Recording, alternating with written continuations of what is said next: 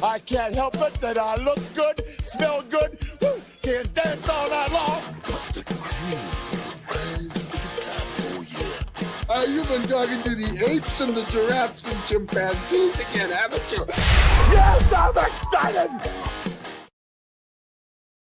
I'm excited. You better believe I'm excited. We got booze. We've got espresso. We've got hard cider. We're ready to go, man. Well, good evening, everybody. Welcome to another exciting episode of Fast Freddie Rocks Youngstown, coming to you live and direct from the state-of-the-art Youngstown Studios in beautiful downtown Youngstown, Ohio. With me, my buddy Joe Danier. How are you? Good. How about yourself? Joe, we haven't seen you in a couple of weeks. Good to be back, and we got a lot of stuff to catch up on. Heck yeah. You know, so what do we got here? We're going to start with our espresso. Yes. And we are laid out with beverages. Yeah. And then we're going to try something different. I'm going to tell you about caramel apple cider, because to me, I'm not a pumpkin spice guy. It's always been ciders and donuts. Cider and donuts for Halloween for me for many years. And then maybe pumpkin pie, little slice of pie, a lot of whipped cream, and turkey. To me, those are the things that sum up fall for me. Apples, number one. It was you used to go to the Hartford Apple Orchard and pick your own, and boy, that was a big day. And you know, to me, it was always apples. Apples, not pumpkin spice. So we'll get there. Remember, we used to do that commercial. Remember back in the day, it was that commercial for Dickens Fruit Stand. And it was for, come on out the Dickens Fruit Stand on Highway 69, home of the world famous Dickens cider. This time of year, everybody wants to start their day with a Dickens cider. Even my grandmother likes a hot Dickens cider once in a while. Why, we were talking at our church social the other day, and the pastor's wife was telling us how much she enjoyed a Dickens cider. Oh, that was a classic. I don't even think you could do that kind of stuff anymore. I think that is beyond the thing. All right, let's see who is checking in here. We got Dave, our buddy Dave. I just ran into Dave over at Sam's Club.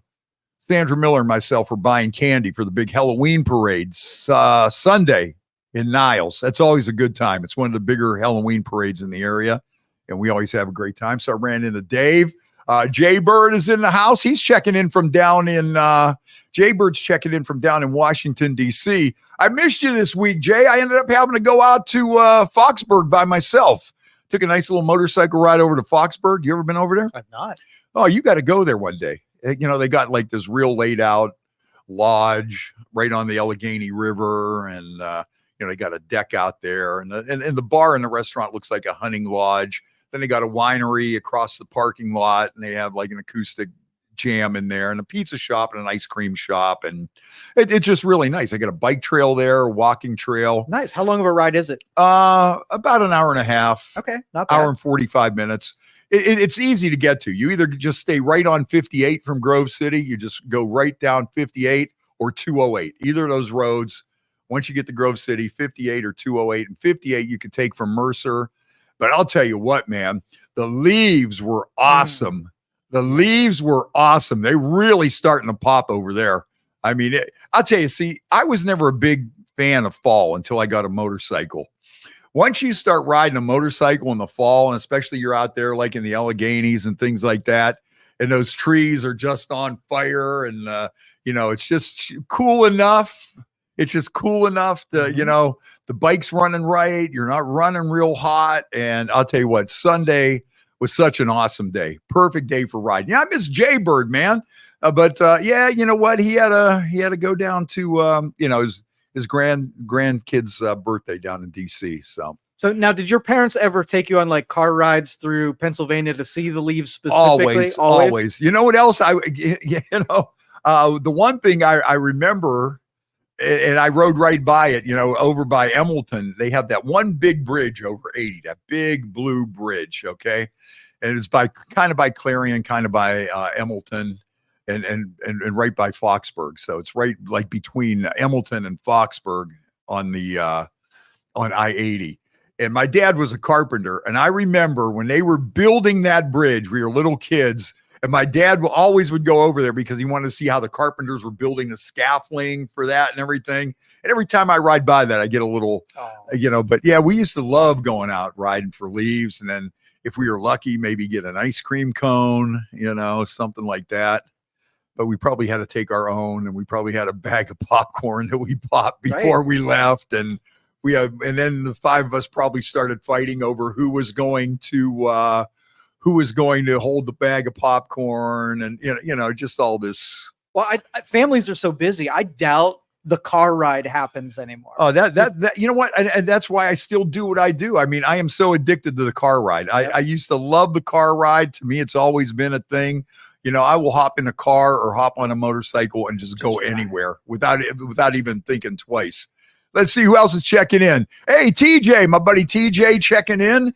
And TJ, I think we're going to do Yankee Lake one more time. It looks like the weather might hold out on Wednesday. We'll see. But we're going to try to get Yankee Lake Bike Night in one more time. Hey, Jeff Buzzard checking in. Southside Jeff, always good to hear from him. We'll be getting to bowling with him coming up pretty soon. And Barb Fox, how you doing, Barb? Say hi to Tiff. I'm glad you guys could all tune in here tonight. So I think maybe we should start drinking somewhat interesting, or at least in my mind that I'm interesting. All right. Although we did come out right out of the box with Dickens Fruit Stand. So you know what I mean? When you start the show like that strong, it's almost like, wow. But you got nowhere to go, but with the slope down. Well, we have booze here. Oh, all right. We have booze. Right. You know what? I didn't even get the espresso in me yet. Okay, get it going. But anyways, the ride out there yesterday, the leaves were just amazing. Yeah. And right by Grove City College, you go right in front of Grove City College, they have like probably 2 city blocks in front of this, like one stretch of buildings, and they have all the same kind of tree, and they're all big, and they're all trimmed perfectly, and they are all the same color all the way down the thing. It was so cool. That's awesome. It was like, man. And honestly, the landscape down that way, the strip mines and the mountains. So interesting. Yeah, you come down that 58. See, you go right down the hill there to 58, and they got that Allegheny mineral is on the side, and they have a huge quarry, and it's crazy. But yeah, the scenery is great, and the Allegheny River is always great, and just a real nice ride. And if you like twisties and turnies on 58, you go down there that way, and you got some nice scenery, not a lot of traffic. Then you go back on 208 back the other way, and you're good to go. Just watch for State Patrol on that road. They get you sometimes. You know what's crazy about Route 208 in Pennsylvania? It starts in Coitesville, out by the King's Motel. That's where it starts, and it goes all the way out to like Foxburg and beyond. So you could start on the east side of Youngstown there. You could start in Coitesville and just get on 208, and you just stay on that road all the way out there. It's pretty crazy. It's a fun road too. And and it's nice going through Valant and New Wilmington and all that stuff. There's a few things down there that it's just very nice and scenic. But right now in that area, the leaves are on fire. Yeah. They're really popping. Okay, I got to take a quick pause here. All right, so Jaybird wants to know where the beer comes from. We're gonna get this to in a minute. Yeah. Hey, we have a flow to this show. We'll get to the beer. Relax, sit tight, Jaybird. We won't spoil that. Yeah, we need proper presentation. Right. I'm just warming up here. Okay. Let's see. A few things down there. Nobody. Do you want to talk football? Oh, no. You know what? I got to say, Cookie Patrick is such a nice person. Mm-hmm. And you wouldn't necessarily hear me saying that like about Steelers fans. Mm-hmm. But it seems like a lot of Steelers fans are concerned that maybe I don't have a TV. Maybe I don't have a radio. And they're always thinking of me and thinking of my well-being. And they'll always let me know what's going on, like during the Steelers game. Like if there's a touchdown, the Steelers score a touchdown, they'll let me know about it. Free news service. Yeah. I love it. It's like, okay, okay, and here's my sister Lenny, another Steelers goofball. Dude, why do you she's another one. She's with another the enemy? One. I don't associate with them. They track me down, and they try to make my life miserable is what they do. They always seem to show up when you're down, though. Yeah, But like I say, I think it's just because they're here to help, and maybe they didn't know what was going on, and they probably thought, because I do keep an eye on the Steelers, hoping they lose. That's more. I think I watch the Steelers more than I watch the Browns because I watch the Steelers to root against them. Maybe in my mind, I'm really a Steelers fan.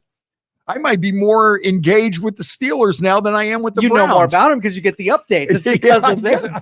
Constant updates. See, I think they're trying to drag me over to the dark side. So, like, when they say, how are the Browns doing? Is that like a dig, or are they really interested? I would say that they're really concerned about my team. Okay. Yeah. All right. But they don't really ask that too often. No. They just seem to they want to keep me updated on the Steelers and, because maybe they think I'm watching the Browns game and, to help me out that I'm missing something. And then see, my goofball sister there is a Yankees fan as well. Who's checking in happen? from New York City, by the way. How did she go to the dark side? I told you she was the youngest. Okay. Youngest of 5 kids. By the time we got to her, nobody cared. Nobody, was just like, oh, okay. Who's that? We didn't even know her birthday. To this day, we're not sure.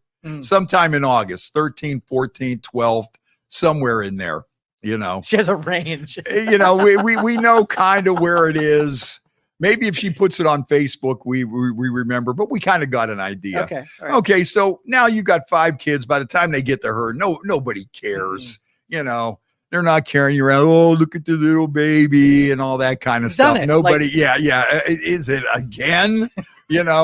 So that I think is a desperate cry for attention is how I look at that. It's a desperate cry for attention. So like everybody in the house is a Browns fan. Well, I want to get some attention. So I'll be a Steelers fan. Everybody here is Indians fans, Guardian fan. Oh, I'll be a Yankees fan. Have you ever tested it and like in front of her said something like, man, I really like Pepsi, just to see if she'll say, Coke's the best. I love the Coke. Yeah, well, no, yeah, probably. Yes, probably. But, you know what? Maybe see now Cookie says she's concerned about me and she just wants me to follow a winning team. See, isn't that nice that somebody would say that to you? They care enough about you that they'd say, hey, why don't you come and root for our team because we win?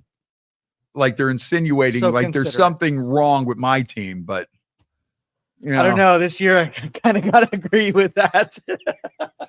The biggest debacle in the history of pro sports. The biggest. And, I know some people were clapping when he got hurt. You don't want to clap when anybody gets hurt. Right. I mean, that's just low rent. You would think Steelers fans would do that. I could see Steelers fans do it, but not Browns fans, because we're at a higher level. We lift our pinkies when we drink. Yeah, right. And these guys are just trying to drag me down, a little bit. So anyways, where was I going with that? You were telling us just how considerate they were. Yeah. After that, I was heading somewhere, and we do John my Watson sister getting hurt, clapping and cheering when he went off. Oh, the field. Okay. But you know what? It's to the point that this whole thing, Haslam's caused this whole debacle, and there's people out there that, hate Deshaun Watson for all those charges against him. And they want bad things to happen to him, especially women. There are women out there that want to see bad things happen to Deshaun Watson. Absolutely. But everybody knew this was a stupid deal. It was the stupidest deal. Everybody's seen this coming. And we're like, no, don't do it. Don't do it. And everybody, but then you get these people, oh yeah, hey, once Deshaun, man, once he gets Super Bowl. Oh yeah, once he gets back. You knew this whole thing. I wouldn't be surprised if the Haslams paid somebody to whack him in the knee, although you did really see that pop. You really did see that pop. I mean, when he was, when you saw that, it wasn't like, but look how easy he went down. Nobody even hit him. Mm-hmm. And you know what? Let's move on. But now I guess the Haslams can save face. Now here's the question. If you're Nick Chubb, do you come back as soon as you can, considering the offensive line that we have and considering we might not really we're playing with a backup quarterback. We have no offensive line. Amari Cooper, first reception for the Buffalo Bills, touchdown. Of course, you knew that was coming. For sure. Duh. You know, Yep. I should have bet on that. Is Armani Cooper going to score? Yes. If I'm Nick Chubb, I think a phantom pain in my knees coming on. Yeah. Oh, man, You know what? Maybe we should just wait. Let me hit the weight room a little more. Exactly. You know, do a fake stumble or something in practice. Like, you know. Gotta back off a little bit. Back off of it a little bit and say, okay, let's see who they draft. Let's see if we sign some free agent linemen here next year. Do we have somebody we could throw the ball to? Maybe. You know, I would be a little concerned.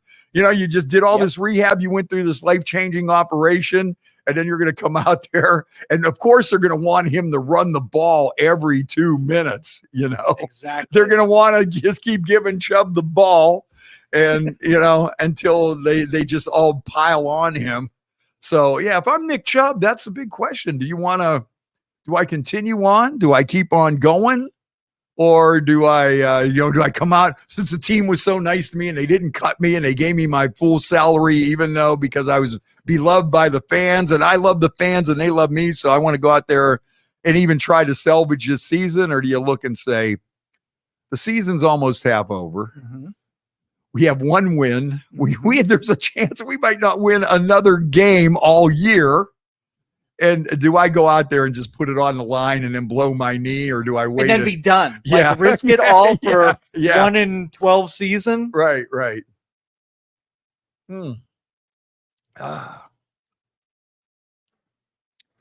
That's the problem. Yeah, Jeff Butler said, you know, we don't. Hey, Lizzie, how you doing, my friend Lizzie, checking in. So always good to hear from Lizzie. Oh, you know what? She's a big Fireball drinker. I bet the Fireball with the caramel apple cider would be pretty good. That might be the way to go. We haven't done a liquor tasting, but yeah, we got to, and we got Jay Bird on here. You know, we still got to do the thing with the dispensaries. You know, because what I'm hearing is people are disappointed. People still would rather go to Michigan than even go to the ones around here. Really? Although they must, because they're making money. But people seem to, my informal survey, people seem to like the way they do it in Michigan better. Is it subpar product? Is that why they don't like no, it? Number one, it's cheaper. Number two, there's better variety. Okay. Number three, it's pretty much, since there are so many of them out and about, so, the price has got to be competitive. I don't even know what that stuff costs in Struthers, but you figure if it's the only one in there, are they going to be giving you? But then you go over that Indian reservation up there in Seneca too, and it's like every single store has them. Really? Fireworks, cheap cigarettes, cheap gas, and edibles. It's just, it's just all there, and they all have their own brand. Big Chief, stuff like that. Talk to God. Yeah. So they have all that, and anyways, yeah, we're going to have to do that coming up. Yeah.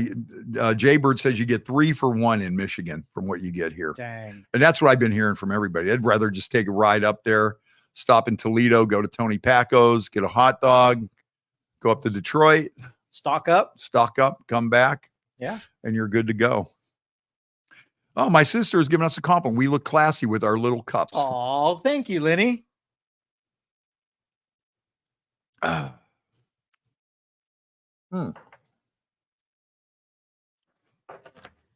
some reason, I was ready to just slam this glass on the floor. I was going to just wing it right out of you. That's how good that espresso was. I was just ready. Woo! And then I go, wait a minute. I better not do that to Joe's glass. What's wrong with me? So Jay Bird's okay. So what we're going to sample here, as a matter of fact, I think my sister dropped this off at my house when she was here for the grand unveiling of the grandbaby of Noli. Spilling. Whoa. I'm spilling. Spilling like a villain. Spilling like a villain, but we're going to be chilling. All right, what we got here today is Blake's Hard Cider Company, and this is caramel apple cider. So let's see here. All these things got a little story on there, and so I have to try to read. Oh, it says it contains alcohol on here, by the way. Yeah, it says on here, Learn more about the Kinder Apple series at blakeshardcider.com. So anyways, cultivating a stronger community, dripping with caramel sweetness and complemented by notes of sharp Granny Smith apples.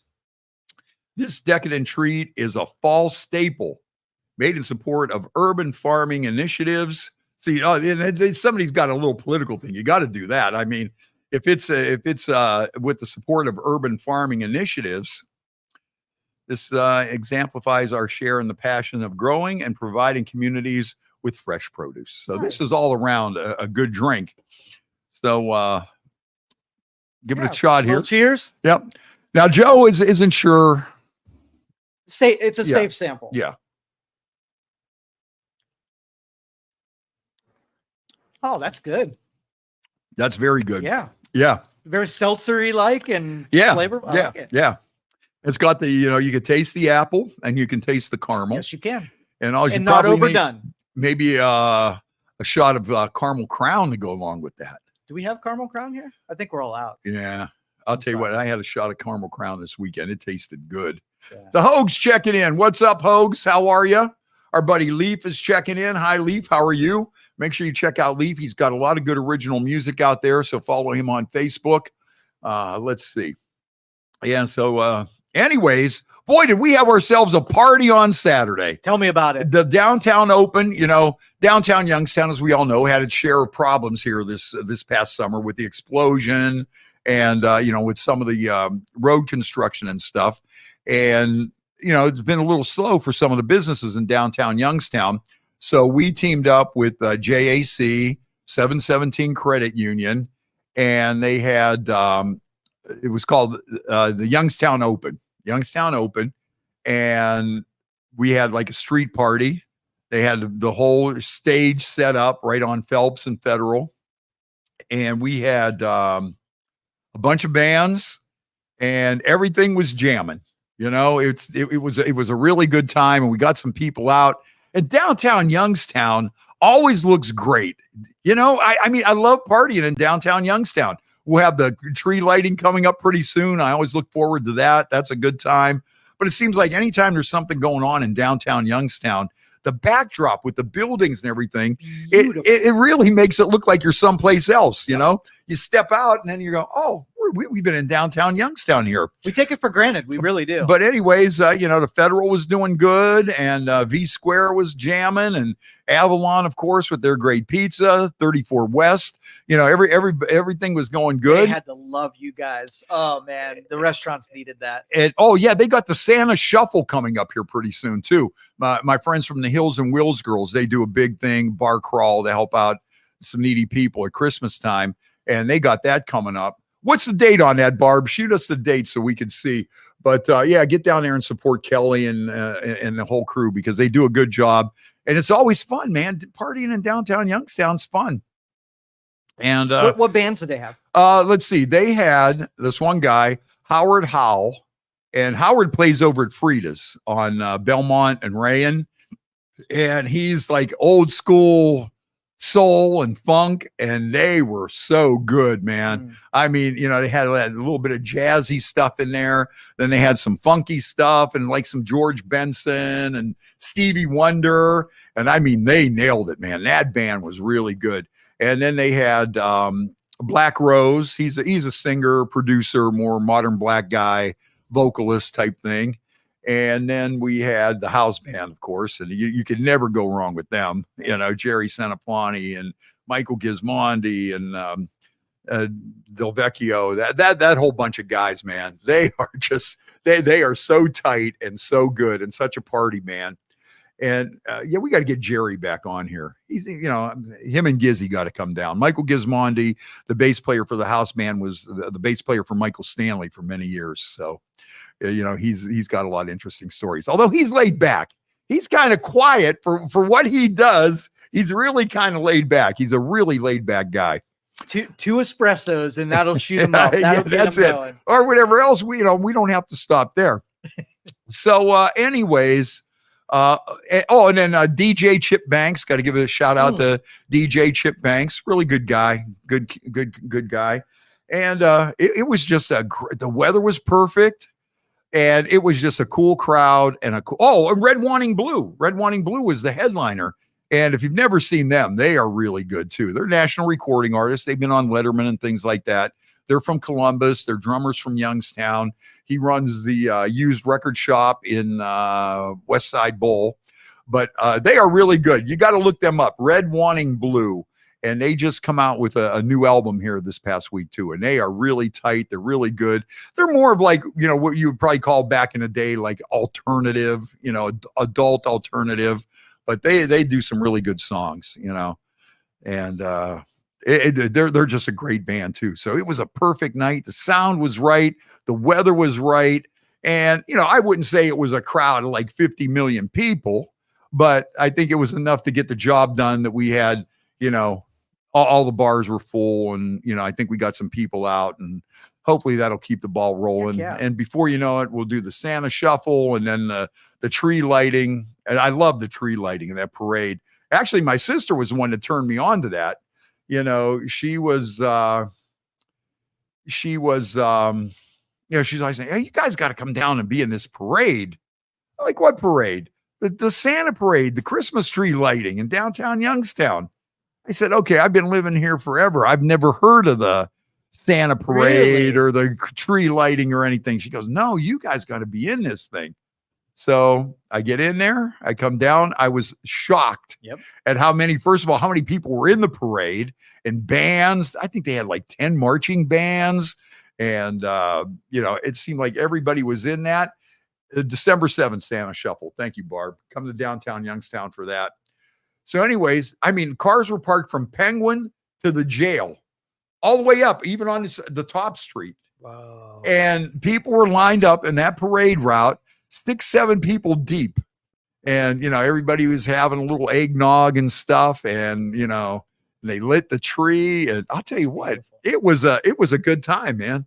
And then I've been going to it ever since. And it's like, and then they added the fleas so you can do some shopping. You can, yeah. You know what? Yeah, that's another thing. They do that flea market right there on Phelps Street, right by the police station by V Square.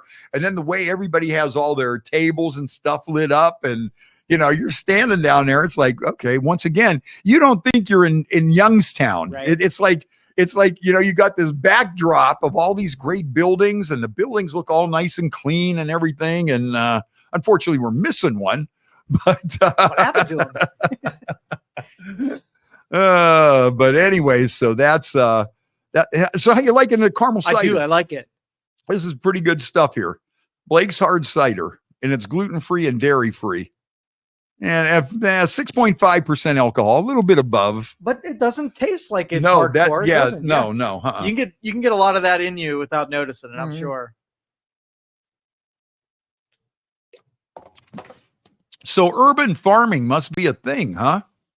Yeah, there's a couple of them in Youngstown. Is there really? Yeah, they've set up, they've taken some condemned buildings and they tear them down. And they put community gardens in there, and they'll allow people to come in there and farm vegetables and whatever. What if you start doing that? You bought a plot of land somewhere like on the south side, all them streets off a market like Myrtle and all that. Yep. What if you went in there and started planting like olive trees or something, peaches? Youngstown Studio Farm. The Youngstown Studio Farm, the little herb going on there. A little bit.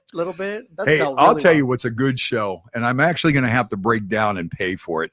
Have you seen Tulsa King?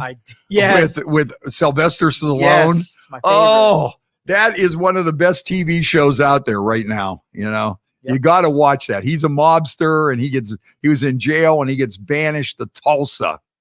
And he starts taking over the town, the weed business and the weed farms, and he's dabbling with this and that. And, and it's like it all started with this one guy with a weed store, and Sylvester Stallone come in and kind of bullied his way into it. And the guy that plays Brody, the weed guy, he's so quirky. Yes. It's so he's one of my favorite characters. I figured he would be, because also remember they had the one episode where Bodie turns out to be kind of crooked too. He's stealing all this crypto stuff. And they had that episode, and I thought of you because they come on there. I would be Brody. And he come on and he said something about they're talking about crypto, and he goes, and Sylvester Stallone, he's just been out of prison. He's just got out after 20 years. So you're like, I don't like that crypto and stuff like that. and it doesn't exist. And Brody says something like, "Oh, it exists, all right."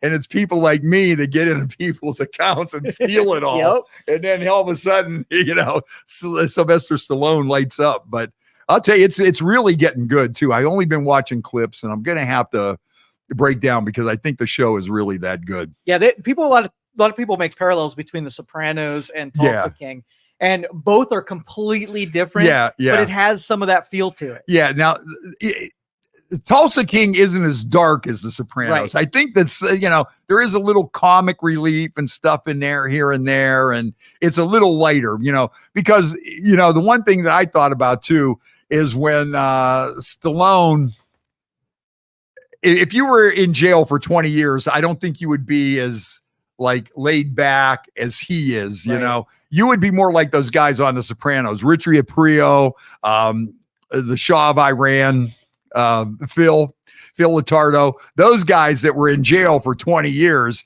you see how hardcore they were and how mean they were and how heartless and ruthless they were.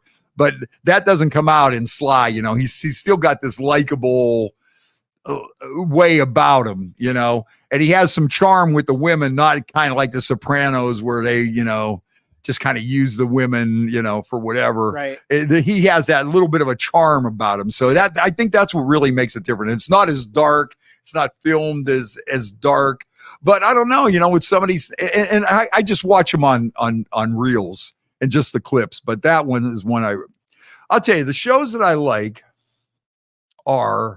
I like Tulsa King, but these are shows I've never seen, but I only watch clips on reels. Don't spoil it for him. Come on, and somebody's got to catch up. You know what another good show is that Justified. Did you ever watch Justified? No.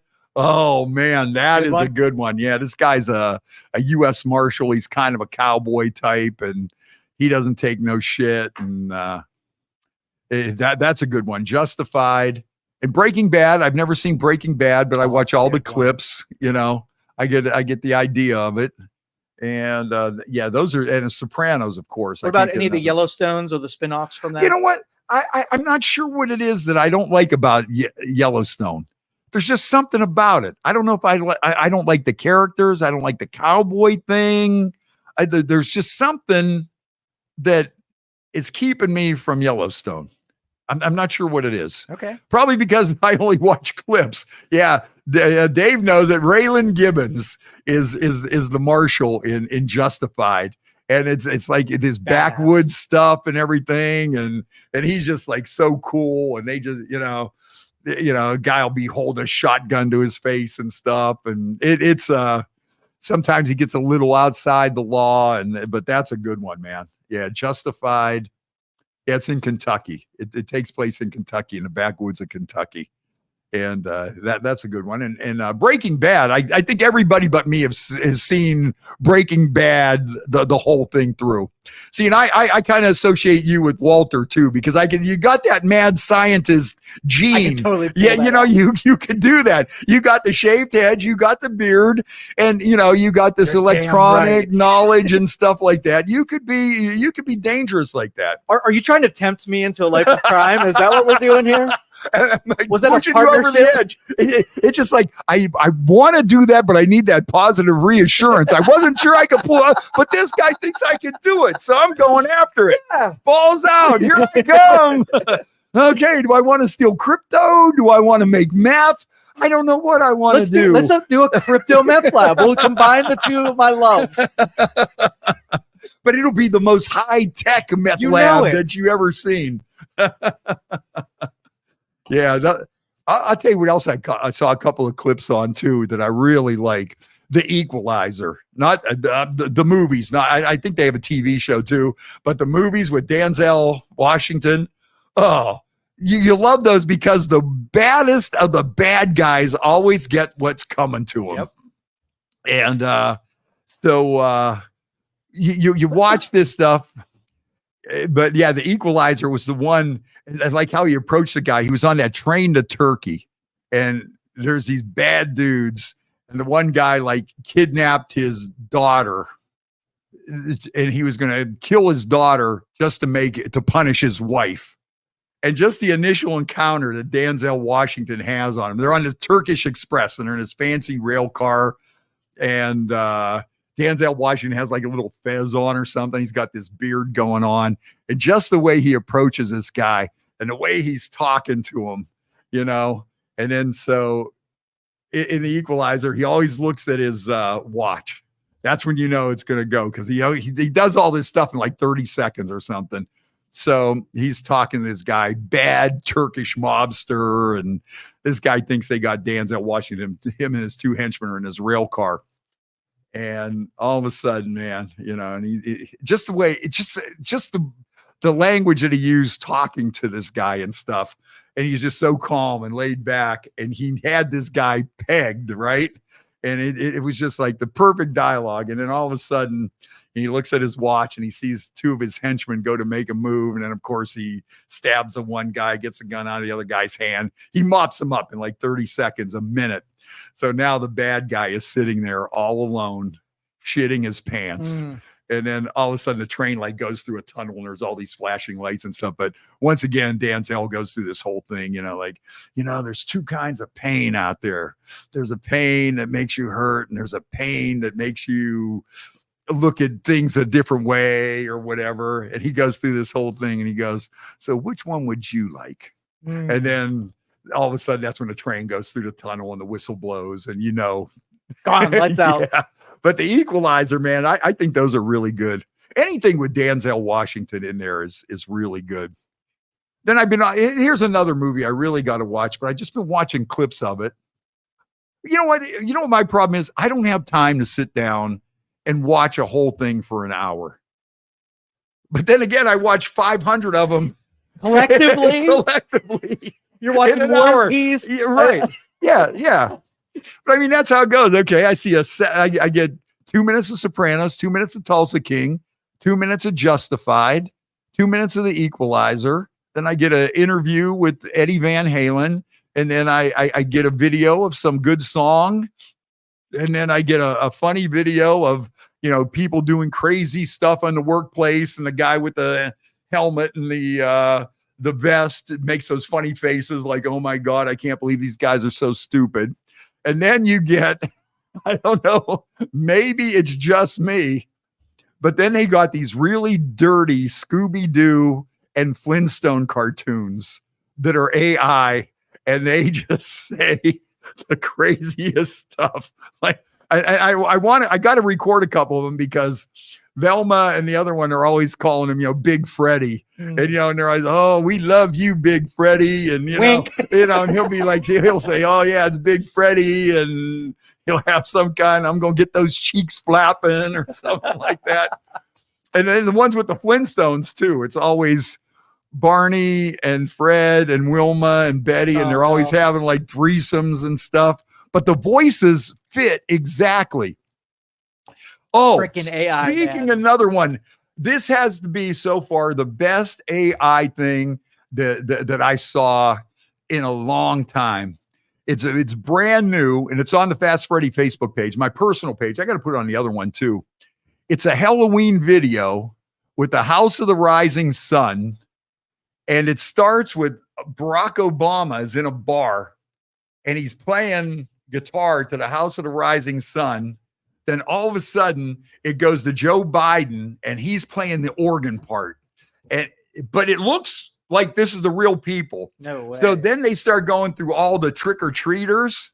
They have like Little Rocket Man from North Korea. Oh, yeah. He's dressed as Darth Vader and he's handing out candy. And then they got Putin and he's handing out candy, and they got Trump and he's dressed up like the Joker and he's going crazy and he's handing out candy to the kids. And the whole time the House of the Rising Sun is playing.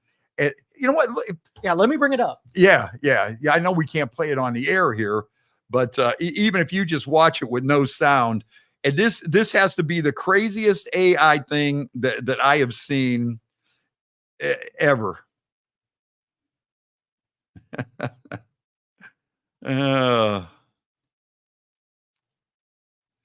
Yeah, let's see. Oh, it's on my like Fred Woke page, and it's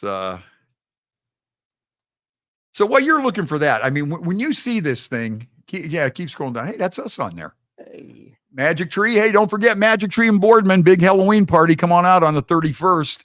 Oh, there's another one. Lake Erie is filled from the tears of Cleveland sports fans. Oh yeah. Hey, there's another one. You keep going. There is an ad for the RCA Stereo 8-track tape club. We used to buy 5 stereo 8-tracks for $6.95, and then you had to buy more over the year, but you never did. And they couldn't sue you because you were a kid. They used to have that for the Columbia Record Club too. Yep. And it was like, 10 albums for a penny. Oh, there's some pictures from, there's that one from Bad News Bears where they go, tell the Yankees they can get that trophy and stick it up their ass. Chuck Berry at the Rock and Roll Hall of Fame, first concert, doing Johnny Be Good with Bruce Springsteen and the E Street Band. Boy, is that good. There's a little South Park thing. Guy all beat up. And there's another one from downtown. Look how nice downtown Youngstown looks. How could you not like that? I mean, look what we got there. That is just so awesome. Oh, there's the comet. Oh, this is actually a joke here. The comet is coming down towards a Tyrannosaurus Rex, and he goes, oh, no, not this shit again. Interview with David Lee Roth. Okay, here it is. Just watch this, without the thing. But if you hear it, they're playing the music exactly to it. Look at that. This is all AI, and it looks like it's real as could be. Look at Joe. Belinsky. Hillary Clinton. Little Rocket Man.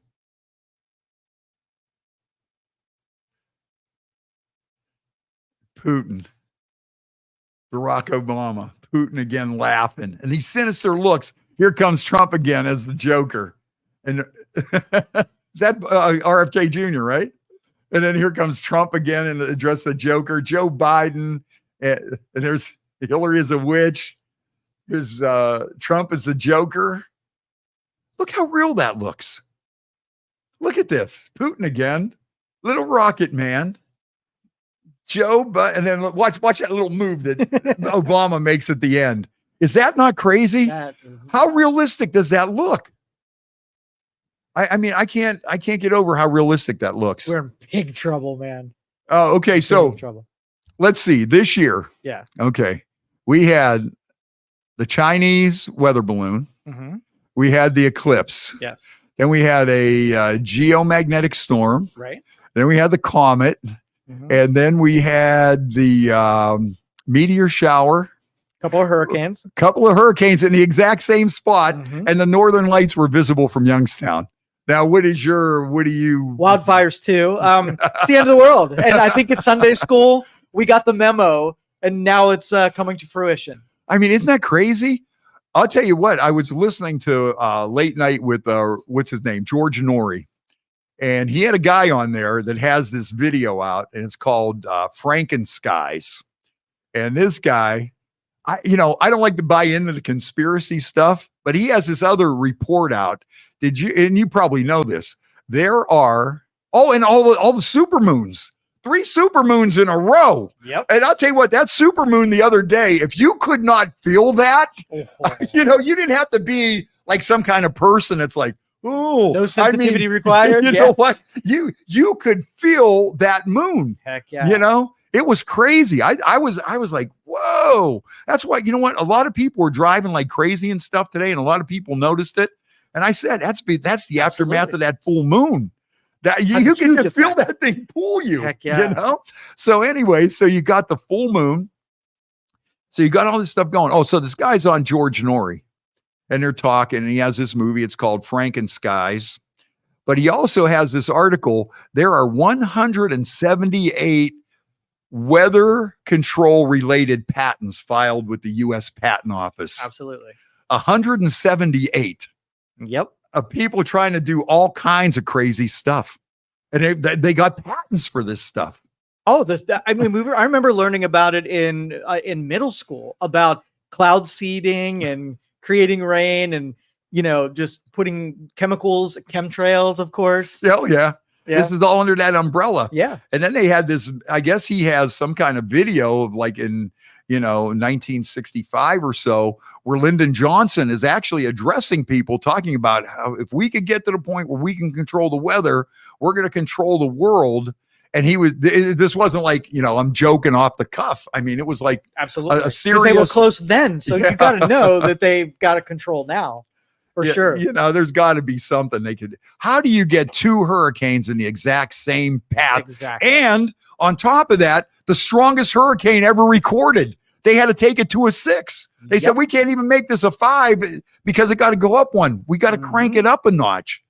And I'm sitting there and I'm looking at this stuff and I'm going, man, what is going on here? Yeah. Well, think if we didn't have total douchebags as politicians, that they could use that science and like bring water to the desert, or when we're experiencing a drought, or even figure out how to take a hurricane and deflect it out into the ocean or something. Yeah. Like protect citizens. Yeah.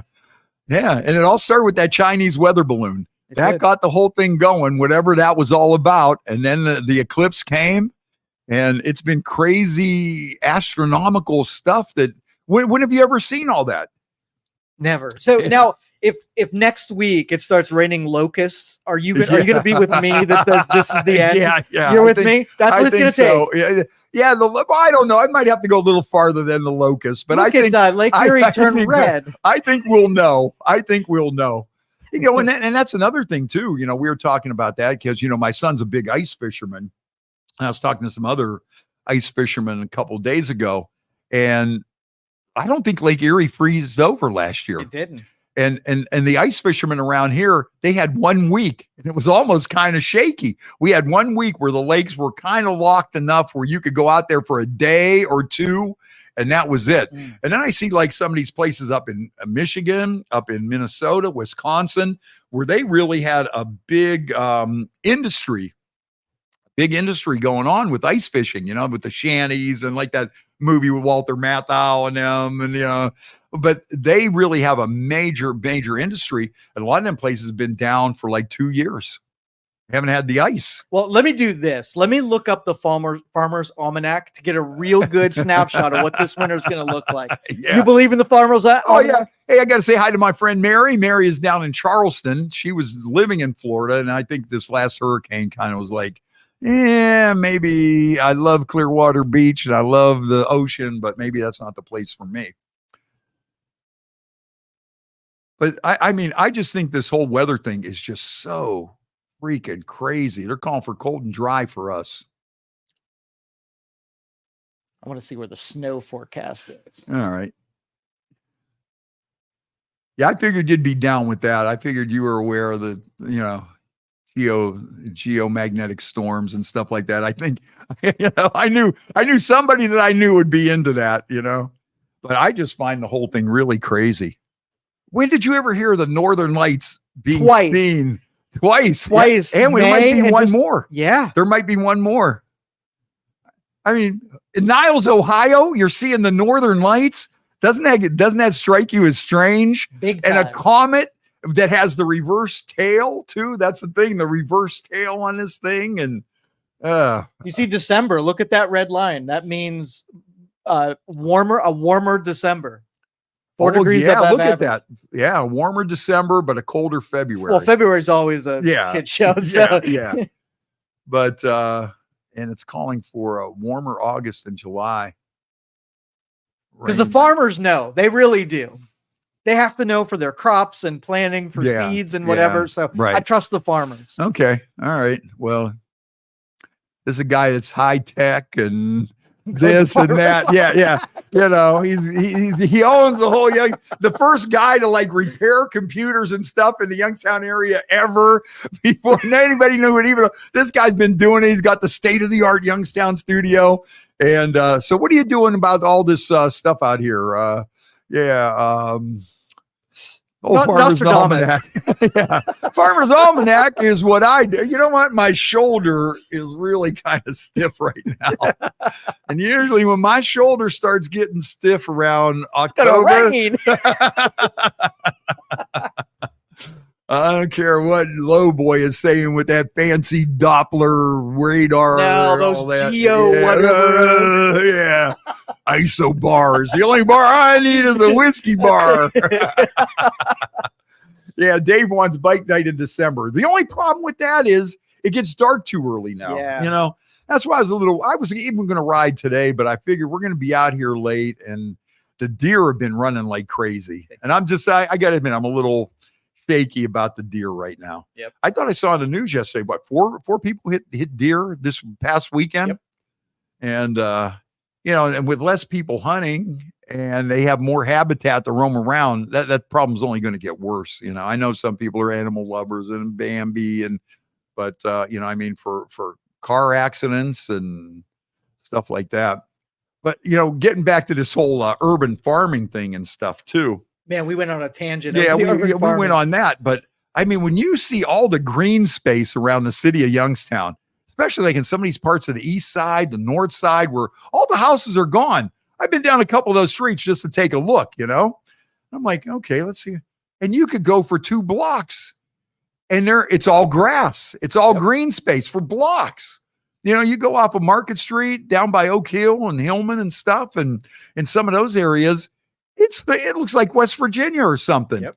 It's all vacant lots with grown over big trees. And, same with on the east side, especially like around McKelvey Lake and some of those places. There's a lot of places in Youngstown. They could probably just block off the street and they do in some spots. Yep. And just say, okay, we don't need this street anymore.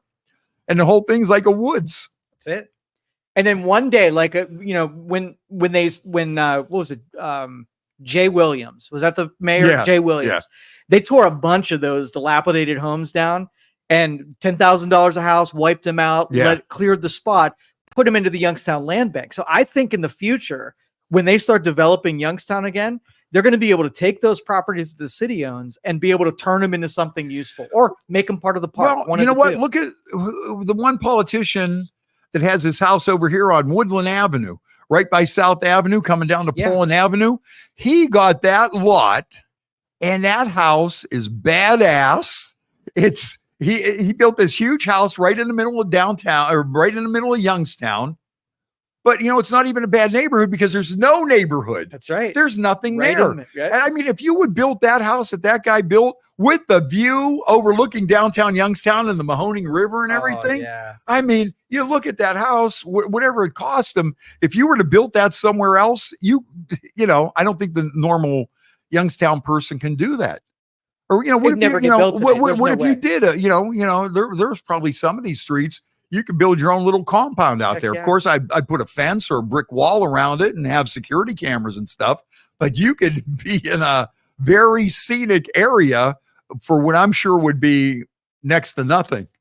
Yeah, I looked at property around Youngstown after they did that clearing. Yeah. And some of those lots were going for like $500. Yeah. The only thing they had some tax liens that you had to clear, Yeah. but for a couple $1,000s, you could have almost bought a whole block. Oh, yeah. Yeah. And then put a fence around it and That's security cameras, and your house is in There's the your back. investment. Yep, absolutely. Get a dog or two, Yep. What do you got to worry about? And plus, in some of these areas, there is just nobody there. It might be like some old people that never moved and just stayed there, or you'd be surprised on some of these streets, you don't see anything, but then you see a real nice house, well kept and everything else. And it's like all that other stuff just got bulldozed over. It's crazy on what it looks like. But yeah, maybe we'll have an olive farm. I like olives and pickles. Some people like peppers and that. I like olives and pickles. Maybe I'll get an olive and pickle farm and have my own, little brand, my own pickle. Okay, so pickles, olives, pickle juice. You said purple haze, so we got to do some. Purple haze. Yeah. Right. Any fruits do you like? Because fruits sell really well. You know what? It's amazing. When I was growing up in Youngstown, and I grew up right off of Poland Avenue, right by the mill. I mean, 1 block from the mill. The mill is just right there. But our whole neighborhood, we had so many fruit trees in that neighborhood. All those people that came over from the old country, they all planted fruit trees. And we had raspberry bushes, we had mulberry trees, we had pear trees, we had peach trees, we had apple trees. We had this one this one cherry tree that had the biggest, most delicious Bing cherries. And me and my buddies would sit in a tree. The guy didn't care, would climb in the tree and sit there and just eat these things right off the thing until we were so full we couldn't move. And it was all like right in this area. You know, I mean, everybody had some kind of a fruit tree, grapes, grapevines. You know, everybody had all that stuff. And of course, you know, the tomatoes and that sort of stuff. But they had, you know, every place, you know, big pears and big peaches and, you know, just all over. Now, we probably ate that stuff. And since the soot from the mill was coming down on top of it, I'm sure that really did us well. Totally healthy. So I got a question for you. Okay. Since we're talking about the locusts and the weather patterns and whatever, do you have a prepper plan for if shit hits the fan that you're going to survive and you're not going to succumb to the chaos? No, you know what my plan is going to be? I'm going to put my head between my legs and kiss my ass goodbye. God, like you're out. That's it. Yeah. When it's that time, what am I going to do? You know, because I was thinking about that the other day. It's funny you should ask that. And I'm thinking, okay, so people, you know, they want to defend themselves against the government. So everybody's heavily armed and all this stuff. But at some point, you're going to run out of ammo. You know, you might make a go of it for a while. You might keep that initial wave of looters and stuff off of your property and protect yourself. But then, okay, you know, if you're going to have a shootout with some kind of military, and I know there's guys out there with machine guns and stuff, but are you going to have enough ammo to really gun it out in the long run? Or are you going to be shovels? Tough? Like, no, we're gonna run out of ammo and it's gonna go to shovels and it's gonna go like real quick. Is it exactly? At least that's what I don't know enough about that, but in my mind, that's what I kind of envision. Okay, yeah, we'll shoot it out, and you know, maybe these gangs and stuff are gonna come and try to loot your house and rape your women and steal whatever shit you got left or take over your house.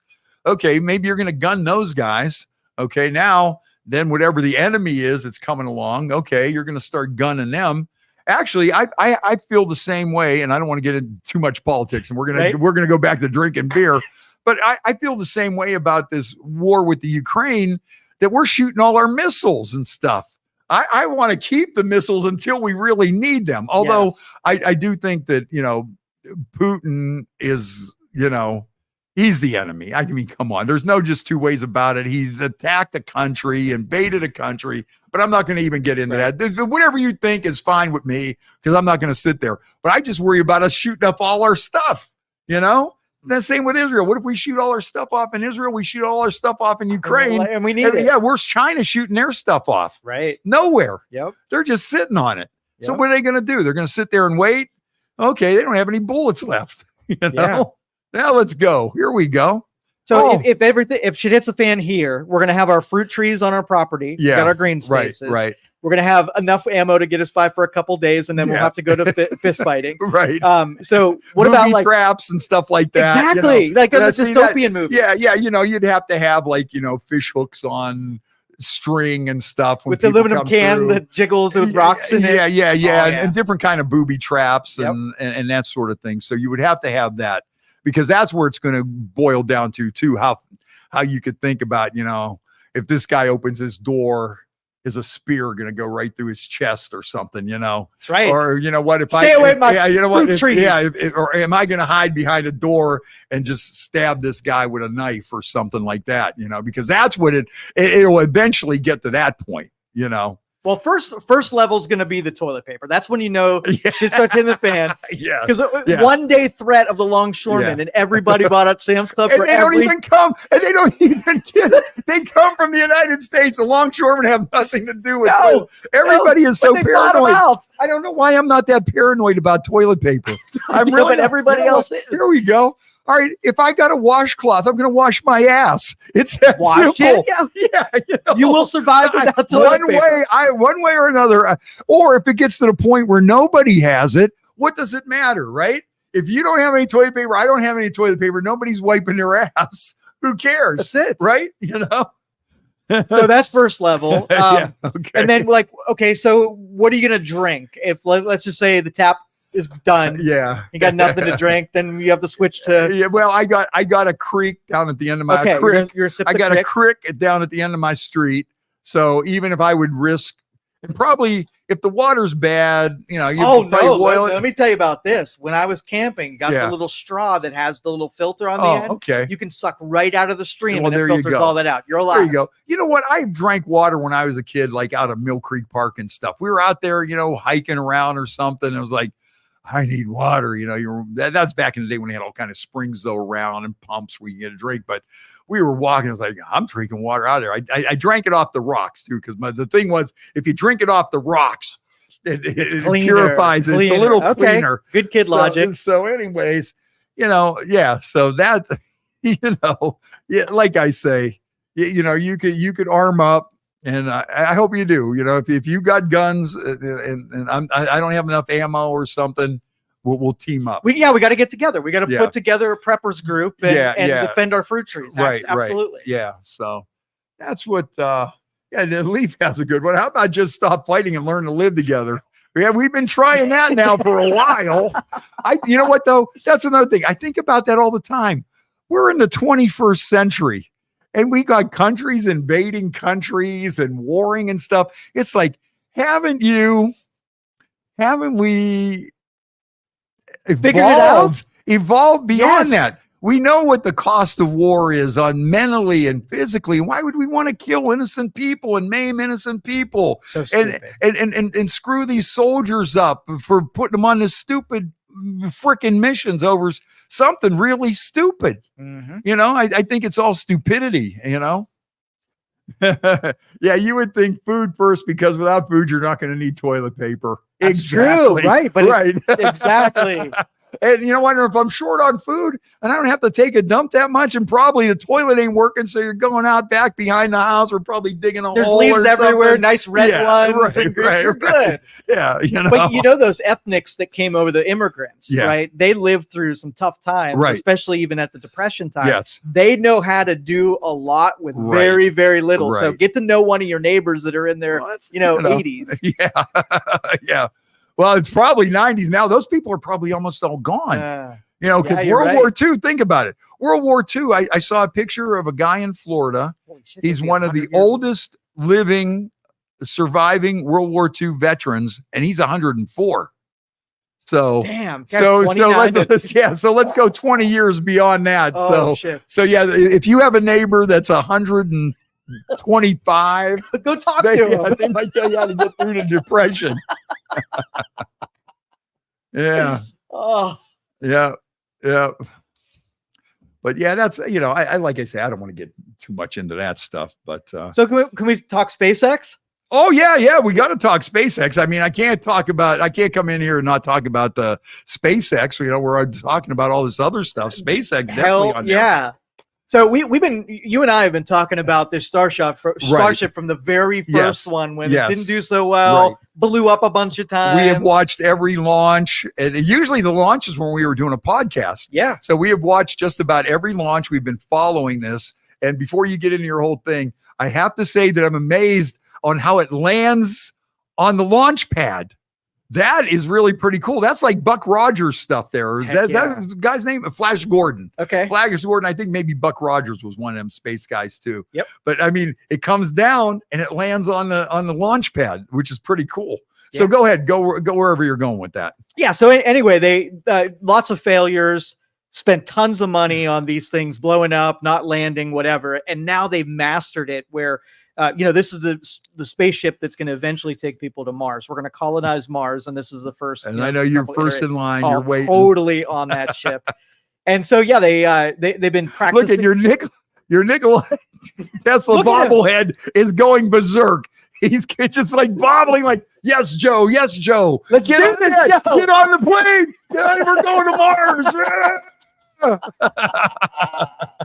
Oh, for those of you. Yeah, if you can't see that, put him on here.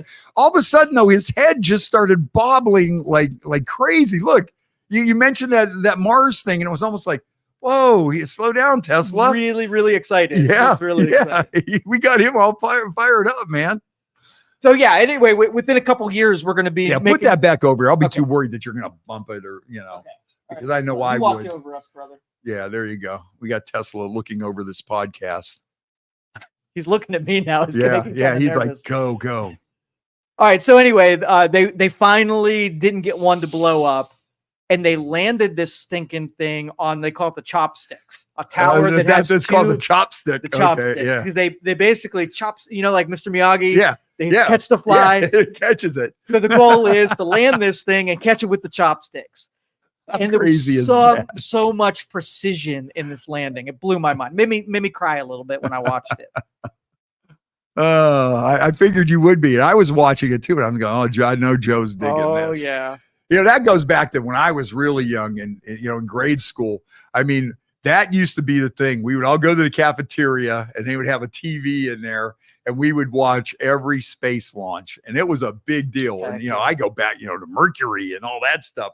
And I can remember being in first, second grade and we would all go in the lunchroom and the rocket would lift off and had the splashdown. Oh, yeah. We'd all come in for the splashdown and the parachute and the frogman would run out there. And that was it was national pride. Like everybody. It was great. Yeah. Yeah. I mean, that used to be, must see TV in school, man. They just, everything stopped. And think of how many kids said, I want to be an astronaut when I grow up because of that stuff. You know what? It used to be so crazy. And I know people still have got to have collections because NASA always used to put out 8x10 glossies of all the astronauts and all the missions, and they have had all sorts of different things out there from back then. And then, of course, a lot of the kids were collecting the patch from each mission. Yeah. And I know there's some kids out there right now that somewhere they got them all, Yep. And the NASA patch, and then, the, Gemini 1, Mercury 1, all that stuff, Saturn, all that, But yeah, it was really something, man. I mean, you would watch that and you just, you're just intrigued. You couldn't believe what was going on. And I like the launch and I like the splashdown. I got to go to Cape Canaveral one day and see an actual launch. I went on the tour down there. I thought that was really cool. That was a lot of fun. They have or is that in the Smithsonian where they have the actual control panels and stuff that they did? Oh, it's down in Florida. Yeah, you go Space Coast. Heck yeah. Okay. I knew I saw it somewhere. I wasn't sure if it was here or there. So what they got is, but you look at that stuff now. It's like we got more sophisticated looking stuff in this studio right now than they had for that. Right. I look at even our radio studio. I look at the radio studio and then, I remember seeing what that whole control panel and stuff looks like. And it was like clicking 92 buttons. Yeah. Did you ever see when they're launching these, what the panel looks like in front of the astronauts? It's 3 televisions, touchscreen televisions in front of them. It's crazy. Yeah. Think of all the technology that we use today is all just directly related to the space age, with touch screens and, even when we started with digital wristwatches and just how you program a digital wristwatch and all that stuff. Pick me up, kid. Yeah. But it's amazing. I don't think people realize how all the stuff that we use today with all this computerized stuff and cell phones and all that stuff on how it, it all came from the space age and Tang. And what was the other one? And what was the Velcro? one? The breakfast stick. Remember that the astronauts used to eat. Oh, what was that thing called? Oh, it looked like a Tootsie Roll and it was like a protein thing. Oh, I think it was made food sticks. Yeah, space food sticks. There we go. I gotta see what they look like. Okay, they look like a Tootsie Roll. Oh, wait a minute. That's not the right one though. Carnation. I think they were Carnation. But they looked like a Tootsie Roll. It might be them Pillsbury ones. But yeah, it was just like some kind of protein bar from the 1960s. Oh, what is that? It was space. What'd you put? Put space food sticks. Let's search space food sticks. Unless somebody at home could remember what they were called.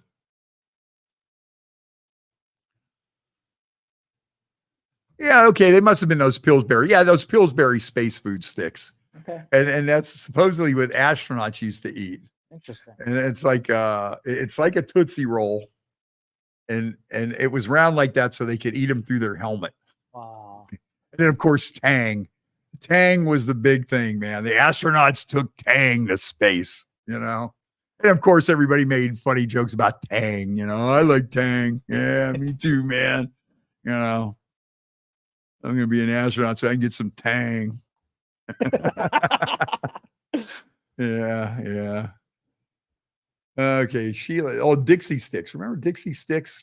And Pixie Sticks. They used to have like that little sour Kool-Aid powder thing in it, you know. Yeah, we used to have some fun candy too. Fun candy, fun times, good times, you know. And now we're sitting here but you know what? I think that they really were better times. I'm not saying that because I don't think the 50s were as good as the 70s, you know. I really don't. I thought the 60s was jamming with music and all this cool stuff. And, you know, and then the 70s were just off the hook. And the 80s came, and then I don't know, too much cocaine by people and too much greed. That's where all that corporate greed start rolling in, and in the 80s, and, you know, Wolf of Wall Street and all that. I don't know if that was actually 80s, but, you know, just that whole cocaine fueled, grab as much money as you can by any means type deal, you know. And then those people had kids, and now their kids are like these people that are, you know, building factories in China and all that stuff. Yep. Yeah, we did. Even Jaybird says we grew up in the best of times. And it really is true though. I mean, you know, we didn't have any war going on once Vietnam was over for the longest time. Right. And the music was great. Everything, you know, it was really technology hit on all cylinders. Technology was hitting on all cylinders. The music was some of the best music ever. We had a lot of freedom. At one point, the 18-year-olds were allowed to drink whiskey, you know? Yep. And nobody's, you know, it just went great, you know? You didn't have, you know, it wasn't like you had to have your doors locked. You could, you know, that you didn't have these, you know, it didn't seem like the criminals were as, you know, ruthless as they are today. Doesn't seem like that shadow of crime is hanging over. It was just, you know, it just was better. It was a lot better. You know, and Leaf says that Reagan screwed things up. I'll tell you one of the things that Reagan really did mess up, though, is he cut way back on mental health. And I think to this day, that's why, you know, you see a lot of this crime in places like New York City and stuff. You see a lot of these people, they're crazy. They're mentally disturbed. It's not like, you know, I mean, you know, somebody that goes on a subway and hacks you with a machete while you're not looking, or, you know, those people have mental problems. They're mentally ill.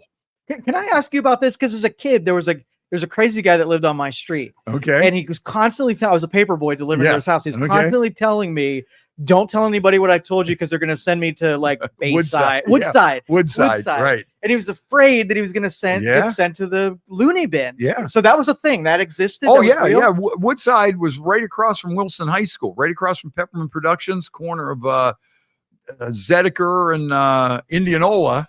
And it was that way. And, you know, we used to have like, you know, mentally disturbed people like in our neighborhood, or you'd always have these guys that were out there just talking to themselves. And exactly, I remember we had this one guy named Rocco, and he would come down the street, but he wasn't like aware of you or me, but he's just coming down the street and he is just yelling and screaming, and, you know, to who or what, you know. As comedian Bill Barr has a joke about that. He was like, I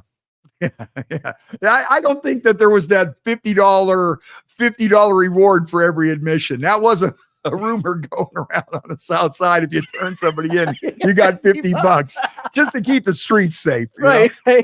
But even Bill Barr, he had like this funny thing about, you know, how you would have those people in your neighborhood, and like all of a sudden, though, a van would come up and a couple guys in white suits come up and say, "Okay, Rocco, time to go. Go for a ride." So Reagan shut those down. And what did they do with those people? They went with the medicate them and send them on their way. Oh my goodness. And that's why there's so many of these mentally disturbed people out there, because that's what they do in a lot of these cases. You know, they just, you know, they have no place to put them. And you see, I see this on there all the time, and I know that they point to New York City for the failure of the crime and all that. And I could see where some places it is because they went with those no bail laws and all that stuff. And that really did not work. Believe it or not, that did not work. Who would have thought? Yeah. Who would have thought that? Yeah, we'll just let these guys go and we'll just let them go. But when you look at a lot of that crime that happens like on Times Square or in the subway, or the guy that knocked down the 80-year-old woman, those people are mentally disturbed. Exactly. They're not, you can't fix them by taking them to jail. Right. Jail does nothing to them people. Yep. You got to put them somewhere. And unfortunately, you almost might have to warehouse them because what are you going to do with these people? Can't be around people. Right. They can hurt somebody or right. they're out of their heads. So they're not doing it. Yeah, and no telling what they might do. And you see some of these people are repeat offenders and everything, and they make it seem like well, there is different kinds of crime out there, and different kinds of criminals. We got these inner city gang bangers and stuff like that, and you got this and that. But I mean, there is a element of criminals out there that are just mentally disturbed. Yep. They're just crazy people. You see those people when you go through New York, you sit there and you see them. You're like, okay, that guy could snap at any minute. Heck yeah. I remember. But you got to think though, since the 80s though, the treatments and medications have probably gotten way better than they did at the time. Yeah. So maybe we should start courting that again. Do something with these people. Give them some help. Well, a lot of them were supposed to go there, and get treatments or, report to this place and get your shot or make sure you're taking your pills. And the problem, I think, with some of those people is the side effects of the pills make them not want to take it. Either they get real sick but you see these people. The one day I was in New York City and I'm waiting on the subway. And this was just after I went there, and it was after there was a whole series of New York really, right after COVID, really got crazy. I don't think it's as bad as it was, where people were just going berserk because these people were living in the subways and stuff during COVID and whatever. And it just seems like it really hit those kind of people. So every day in the paper, yeah, Grandpa, what's the paper? Every day online, I'm looking on my app for, so you look at that and you see these people, or you see a mugshot of them, or you see the video, and you look and go, okay, this isn't no like street thug, or this isn't a Venezuelan gang, or this isn't a American street gang, or, this or that. It's a crazy person. Yep. So the one day I was there right after all this stuff was really kind of big, and I get on the subway and there's this guy just yelling, I'm going to kill every white MFer in this place, and I'm going to take everybody out, So you're sitting there looking like, okay, is this guy for real? Yeah. Because it could be. Right. So I get off on the next stop and I see some cops, and I says, hey, you guys might want to go back up there and check this out. And I go, why? What's going on? I go, there's some guy up there yelling he's going to kill everybody and he's taking everybody out. And they're like, well, what do you want us to do? I says, well, he goes, and then he goes, we can't arrest him. So as long as he's standing there and not doing nothing, there's nothing we can really do. And I says, okay, well, just so you know, I did my part. You know what? Hey, I'm gonna give you this guy's description. He's wearing a green jacket, and he's wearing a stocking hat, and he's got two different shoes on, but he's standing out there. So if the shit goes down, at least you guys will know who to look for. Don't worry, we got clear surveillance. conscience. Yeah, we got surveillance videos. Don't worry, buddy. Yeah, go along your way. Does that make you feel any safer though? No, no, absolutely not. Because these guys are just saying, yeah, and I mean that's about how it was. And you want to what? Don't you want to go talk to the guy? Get him off? Like no. See, look, there's another one right down there. Yep. And there's another one over there, and then we got to get that guy. And we'll take them all in, and then they'll just let them go. Mm-hmm. Our jails can't hold them all. That's for sure. And they really do need to get back to that. I think that's the thing, we're missing is this mental health stuff, I mean, with these school shootings and stuff, everybody's, we'll put more cops out there. We got to get to the root cause of what's causing these people to snap. Yep. and until you do that, you could have a cop. That's, even when I was in like fourth grade, fifth grade, my one teacher, Sister Claire, would always say, you could have a policeman on every corner and you're not going to stop crime. That's it. You could put a policeman on every corner and they will, they're going to do what they're going to do. They're going to rob somebody, or going to shoot somebody, or going to stab somebody. And especially these people that it's mental health. It's mental illness that's causing all this stuff. It's not, a criminal mind plotting this. I mean, who in their right mind sees an 80-year-old woman walking her dog down the street and just comes running down full speed and forearms are in the head? Right. Or some guy that just is standing there on a subway platform and all of a sudden just pulls out an ice pick and just starts stabbing a complete stranger. Yeah. That's not somebody planning a crime or, oh, okay, let's go. We're going to break into this building, or we're going to steal a car. That's, these are people that have problems. They're cuckoo. And you're not allowed to say that anymore. Cuckoo and do that. Little insensitive there, Freddie. Where you do the finger around the ear. Hey, I think sometimes you didn't even have to say they were cuckoo. You just gave the finger around everybody the ear, the rotating finger on the ear, and you're like, yeah, okay. Cuckoo. But I don't think you can call people cuckoo anymore. Right. Yeah. I mean, you're onto something too, because a lot of times, like the fentanyl and the drugs get blamed for the weird behaviors, but I think that's masking the mental illness that's at the root of that. Yes. So not only do you have somebody that's mentally ill, so now let's pump them up with fentanyl or meth or whatever. Let's really push them over the deep end. Now, of course, but see, there's also that caliber criminal out there, right? The meth head, the drug addict. I think you got different elements. You got the mentally ill, you got the drug addicts, you got the gangbangers, you got your petty, criminals, your stick-up men and stuff like that. But most of these people are just whacked and they need help, and letting them juice them up and putting them out on the street isn't necessarily the way to do it. I mean, at some point we should probably donate more money to, like, all right, this will be a lot better for everybody if these people were all just in a compound. But then we get to the point, who's going to take care of these people? Who really wants those jobs? You can't find people to take care of elderly people. All right, what are we going to do with you? You're going to the, as they used to call it back in the day, the booby hatch. That was another one they used to call it. Never heard that one. Yeah. Well, you won't hear it other than here, but I'm just saying this to make a point. I'm not making fun of it or anything, but that's what they used to call Woodside, the booby hatch. Well, they're going to come and put him in the booby hatch. This guy's cuckoo. See, the booby hatch to me is a good thing. Yeah, like a bra. Yeah, right. Yeah, the one the first thing I thought of. That's a terrible name. Double D. That's a booby hatch. Or no, you're thinking booby hut. You're thinking booby hut, not booby hatch. Well, I guess so. Down the hatch. Yeah, easy access. You open the hatch and you got boobies. Right. Yeah, that's about what that is.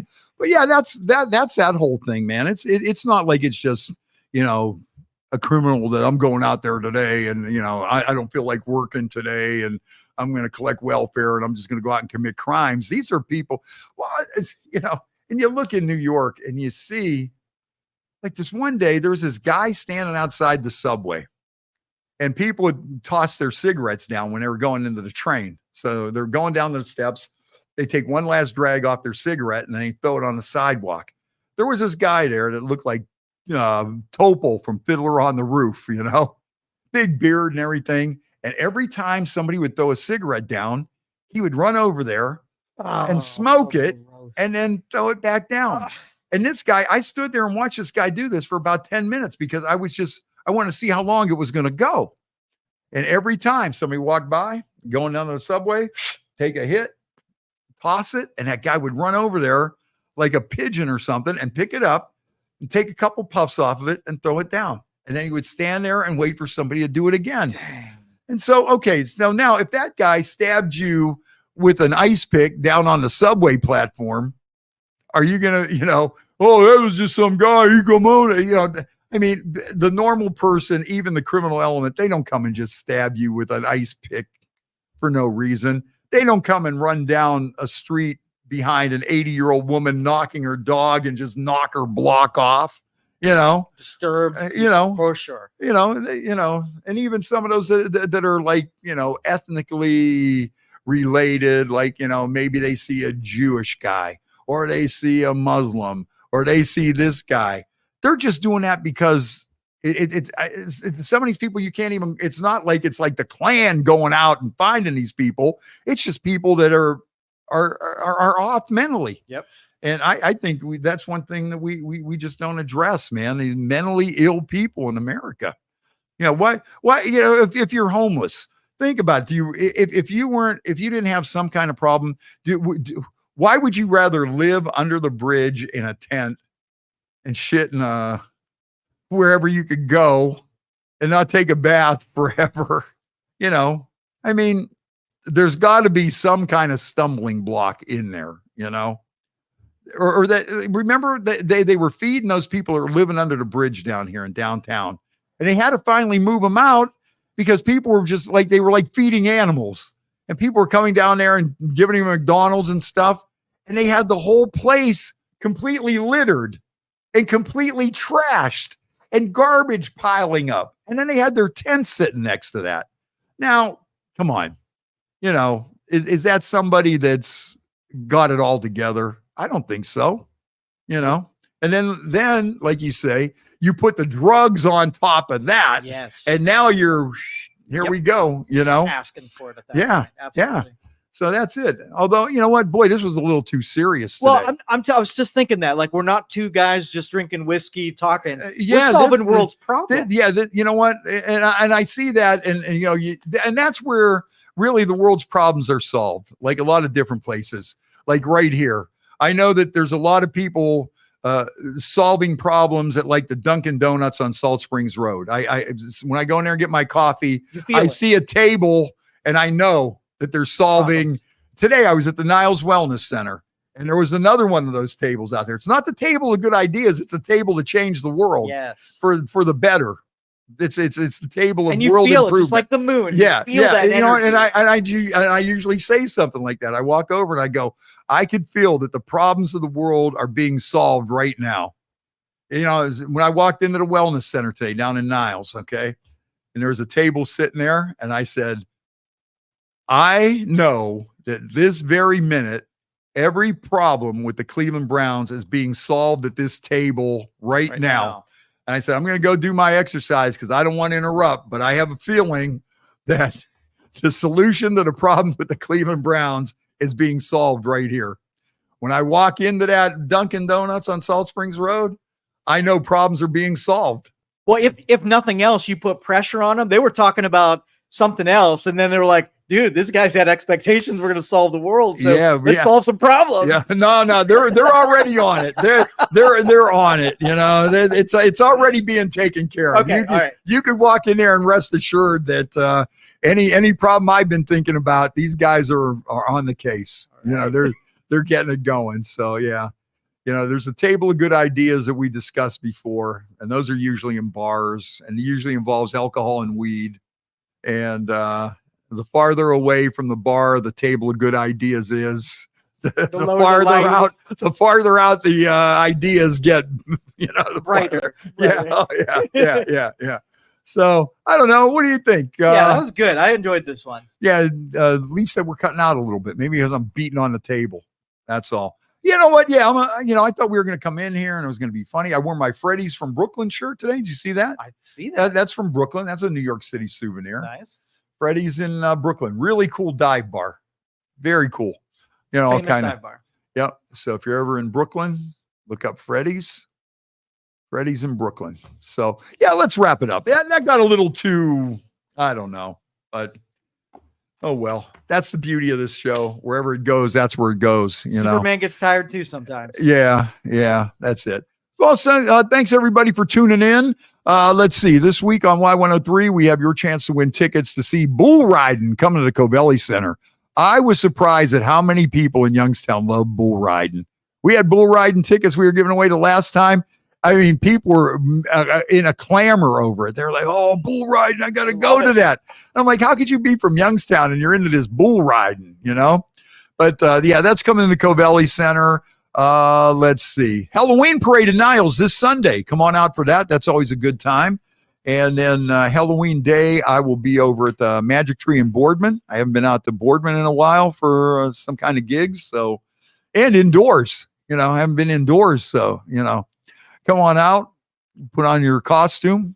Maybe we'll do scariest person without a costume. That's always a good one. All right. Biggest scar competition. And wear your booby hatches. Yeah, right. Yeah. We don't want you to end up in the booby hatch. This guy's cuckoo. Remember how people used that? I remember. People, somebody just sit there and say something and they just look at you and then just go, and you like a nudge and and then you point your thumb at the guy too, like, woo, and roll your eyes and shake your head and then maybe even make that woo, Ooh, man, and you knew exactly what they meant, but yeah, the last thing I want to do is make fun of mentally ill people, but it's a problem, man. For sure. It's definitely a problem. All right, Joe, let's wrap it up. What do you got, man? What's coming your way? I got to get this beard trimmed. What do you think? I think it looks good. I think you got to go into the no shave November with a full beard. Or do I start from scratch? Could do that too. Do you new growth? Yeah. Yeah. Oh, so it's almost prostate exam time. Did you see what they developed? I saw the mechanical finger, the robotic finger for prostate exams. Yep. I saw the commercial during the Browns game the other day. I thought, man, that's a good idea. I don't know. I kind of like the personal touch, though. If I'm going there, I want the human connection. If I'm paying you $35 for my copay, I want, the real thing. I don't want you to, I'd rather have that. I think that's more all natural than having a bionic finger stuck up there, But isn't the conversation like awkward? Like, what do they talk about when they're probing you? Not for me. No, not for me. No, it's it's all every joke that they probably heard 5 million times. Give me one of your best ones. Oh, I don't know. I mean, you ever find anything up there? Yeah, just all that kind of stuff. Whatever it is. I mean, you know what? It's like 10 seconds. Beep, beep, done. Okay, no problem. That's why, You're going to buy me dinner after this? Yeah, that whole thing, Oh, you're actually going to use a glove this time. Hey, you're going to put that ring on. I'm going to take that ring off. Yeah, no one lose that. Yeah. Hey, I hope you trimmed that hangnail from last time. Yeah, I mean, when I go in there, it's just like, I don't. Yeah. What are you going to do? And that's the thing I think too with those medical things is those doctors have heard it all. Right. They're there every day. Not their first one. Every person that comes in there has some kind of problem. You're pissing in a cup before you get in there. They're sticking their finger up there, Right. That's why I had a laugh the other day. They've been busting that same massage parlor out in Beaver Township all the time. And the fact that it's in Beaver makes it funny right there. Yes. When the Beaver police come to the massage parlor, it writes its own joke. But then the one day they said they arrested one of the women in there for practicing medicine without a license. Of all the so my thing is, where do they draw the line between the therapeutic prostate massage and an actual prostate exam? Where is the line on that before they, thin line, thin line, or the turn your head and cough? When is it for business or pleasure? Yeah. Where do they draw that line there? It's tough. Yep. So, and then what happens with the digital robotic finger? Where does that fit into this whole thing? Pressure and speed control. You can get the. Now, what happens if they start bringing these AI sex robots into these massage parlors? Is it against the law then? I mean, say you don't want to buy one, you just want to rent one for 10 minutes, 15 minutes, So now if you had a bunch of those in your place, is that against the law since there's no human trafficking or anything involved in that? If you just have a bunch of robots in there and you pick which one you like. And so here's an interesting one. So you put on the VR goggles and you can see her. You're right. And so you mount a device for the remaining part of this. Right. Are you cheating? If the experience is with a girl and your mind doesn't know the difference, your wife walks in and sees you, is it cheating? Oh, that's a good question. We should start the show out with that one. We'll do that next one. Yeah. If you were caught having virtual sex with a robot, is that cheating? Is it cheating? And even though it looks realistic and you think it's there, you're like going all out it, right? Right. Honey, it's a robot. No. So, they have the pinball video game machine. Is the sex robot virtual reality the next wave of, adult entertainment? Absolutely. Is this where we're going to take the massage parlors? Okay. Did you see those Chinese robots that I posted on Facebook the other day? Yeah. They're making them a little bit more feminine, a little bit hotter. You know what's next, right? Right. Well, we do that with everything, When they invented the camera, what was the first thing they took a picture of? When they invented the movie camera, what was the first thing they took a picture of? When they were drawing on cave walls, what was the first thing? The artists, when they were doing sculptures on a huge block of marble, what's the first thing we're going to make a sculpture of? Every time. Every time. Hey, I got this paintbrush in this canvas. Oh, let's draw some pics. You look through the whole history of things. Okay, we got a cell phone. You can send pictures from this. Pictures? Well,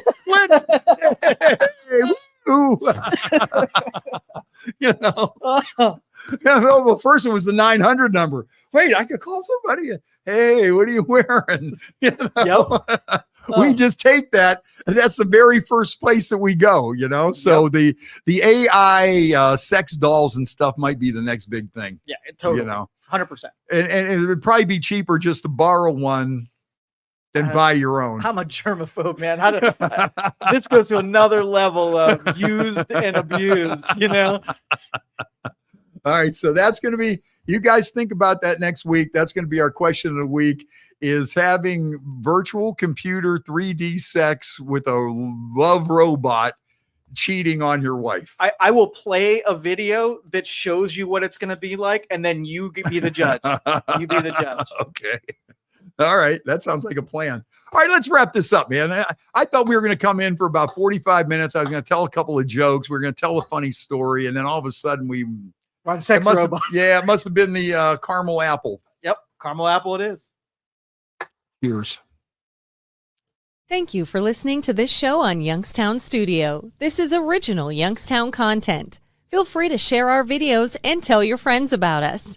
Don't forget to subscribe to our YouTube channel and follow us on Facebook.